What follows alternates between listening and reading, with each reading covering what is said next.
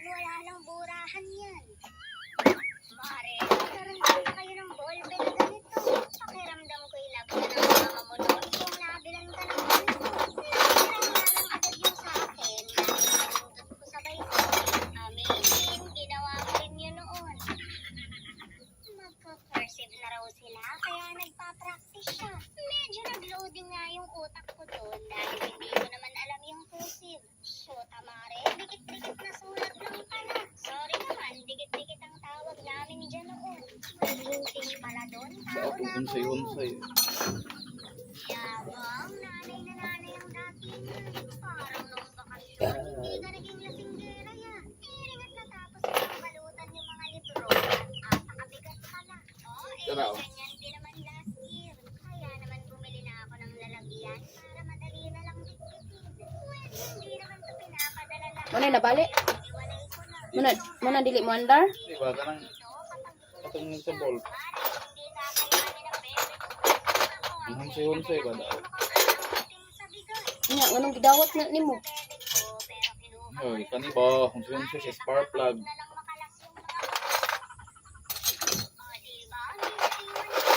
Kani mo ini out sa ambir. Ito pa yung isa sa mga pinaka-importante. Binilhan ko siya ng relo na nalalagyan ng SIM. Hindi ko kasi siya pinagdadala ng cellphone, pero matatawagan pa rin siya dito. Mag-video call siya ng ama niya kung kumain na ba siya. Matatawagan niya rin kami kung maaga siyang susunduin. At ang pinaka-importante sa lahat, mababantayan yung location niya. Makani ba o? Kita na nasa kanya. Tumiana. Naka-ready na nga, Mare. Pero kayo sa VIP voucher from this to Dali kay maghingoto ta kay daghan kag lisa gahapon. mga kabukikay. For today's video, ngayong araw nga pala guys is gagawa nga pala tayo ng DIY na money na Adto ko, Watson. Kaya naman, arat, sumahan niyo ako.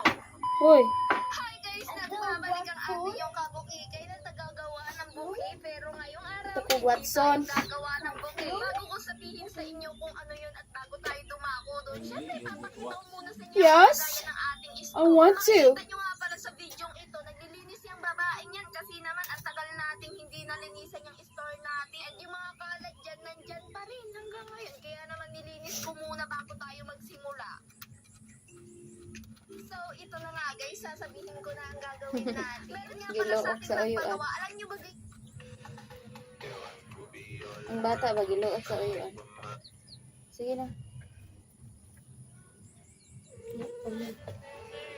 Ayan,